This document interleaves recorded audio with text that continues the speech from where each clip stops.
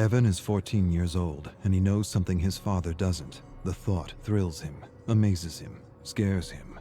There is something his father doesn't know, something the owner of one of the most profitable mines in all of Seattle doesn't know.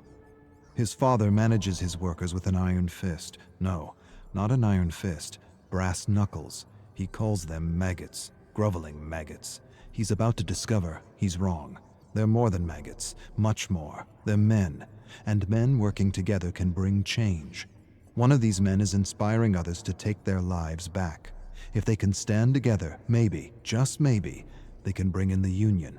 With the union, they'll have rights. More than rights, they'll have dignity, freedom, time to spend with their friends, time to spend with their family, time to be human. Evan knows something his father doesn't know, and he feels empowered. Evan's father thrusts him to the ground, calls him weak, tells him he's got to stop being so nice to the maggots, stop talking to them, stop helping them, keep them in line, break them, let them know who's boss. If you give them an inch, they'll take a yard. They're just using you. Evan knows better than to say anything. His father punched and broke his jaw last year when he showed weakness. This year, he'd rather not sip dinner through a straw. This year, he holds back, bites his tongue. He wants to tell his father about the union, but doesn't. He feels ashamed, torn between his loyalty for his father and his friends. Bob, Tom, Jim, they deserve more. Evan enjoys creating something from nothing. He's not an artist, but he enjoys sketching, and he hides his sketches from his father. His father forbids sketching. Sketching is for weaklings, vagabonds, gypsies. He wants Evan to do worthy things. He drags Evan to his most profitable mine. He teaches him how to manage maggots. He's hands-on, very hands-on, abusive, violent, brutal. The key is to break them, break their will, break their spirit. Once broken, a human is a tool that can be wielded to do anything. Broken. It's what he did to his mother.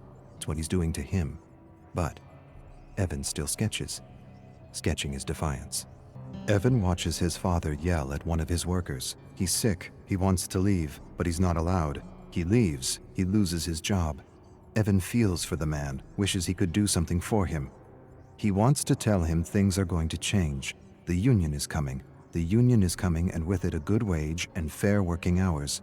But the man's lungs are black and his stomach is rot. Too much stress, too much acid, not enough sleep. He collapses.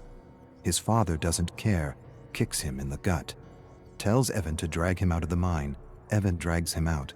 For a moment, he feels disgusted at the man's weakness and wants to put this maggot out of its misery. He's becoming his father, and he's not sure if that's a bad thing. Evan's father forces him to set a bear trap in a dark forest. His father's obsessed with hunting bears, always has been, always will be. He tells him the story, always the same story. He doesn't want to hear it, but he will. His father was hunting with his brother when they ran into a grizzly bear. The bear tore his uncle's arm off and bit into his head. Evan's father jumped on the grizzly's back, stabbed the bear endlessly, killed the bear, ripped open its stomach to retrieve his brother's head, carried his brother's mutilated body 10 miles to their family estate. This time it's 10 miles, last time it was 5, his father grins. The story is changing with every telling. Sometimes Evan wonders if there even was a bear. Evan's inspired in a way he's never been before. Furiously, he sketches his father in a bear suit killing his uncle. He never met his uncle, but he's seen pictures. His uncle was a philanthropist, a bleeding heart, disloyal. He would have run the business into the ground with proper wages and all that socialist crap. That's why he had to go. Evan doesn't have proof, but he knows. Deep down he knows his father murdered his uncle. Tied him up, left him for a bear. There was no knife, no fight, no honor. Just a terrible death for a disloyal worm. Evan suspects all this, and yet he doesn't feel disgusted or ashamed. He feels something else. Something he's trying not to feel. Something he won't admit to himself. Evan looms over his father's bed and watches him sleep. He hates and loves him at the same time. Sometimes he wonders what his life would be like without him. He owes him so much, and yet he's miserable and alone. He raises a massive gray stone and holds it there for a long minute that feels like forever. He could be free, truly free. But he can't, not like this. He could free himself in other ways. Accidents happen, hunting accidents, mining accidents. He could lure him into the bowels of the mine and ignite a stick of dynamite. No way he'd survive. But despite it all, Evan can't do it. His love is bigger than his hate. He owes him too much. Evan sketches his father in a bear suit drowning his mother. He never believed his father's story. Something didn't feel right. His eyes, his grin, his lack of empathy. She was pulled into a current and never seen again. His mother. She was beautiful. Blonde hair, blue eyes, fun, full of compassion. His opposite. She didn't just go out to swim one morning and never come back. She was getting in his way, and no one gets in his way. Not even family. Especially not family. Obedience or death. Evan's tired of obedience. Yes, he's loyal to his father, but he's also loyal to his friends. They talk to him, encourage him, think he's a great artist. He has friends. He's never really had a friend. His father wouldn't allow it. Waste of time. They're using you. Yes, he's loyal to his father, but he's also loyal to his friends. They deserve better. Evan's father stares at him across the dinner table. He knows. Maybe he doesn't know, but he senses something's amiss. He has that look in his eye, that look that tells Evan he's in for it. He chews on a fatty piece of rabbit and hopes his father doesn't say anything. He should have known better than to keep something from him. His father knows. He always knows. Last year, Evan lost his cool on a man who said something about his mother. He almost beat the man to death with a 2x4 while his father watched and laughed. The authorities pulled Evan away. He smiled at Evan and knew what he wouldn't admit to himself.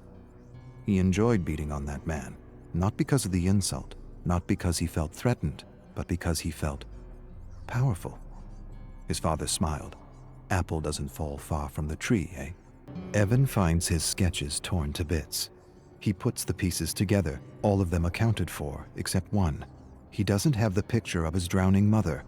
His father enters his room. Despair and dread overwhelm him. He waits for a blow that never comes. Instead, his father tells him he has instinct, and instinct is everything. He tells him he inherited his instinct from his side of the family, the same instinct that told him Evan was keeping something from him. Don't pretend, I know. A few of your maggot friends sold you out for a few dollars. Evan starts but doesn't say anything. Can't say anything. The words are caught in his throat. He apologizes. His father says nothing, walks away. Evan follows him to his bedroom where he sees the picture of his dying mother, framed above the bed. His father tells Evan he will learn a lesson tomorrow, one he hopes he understands.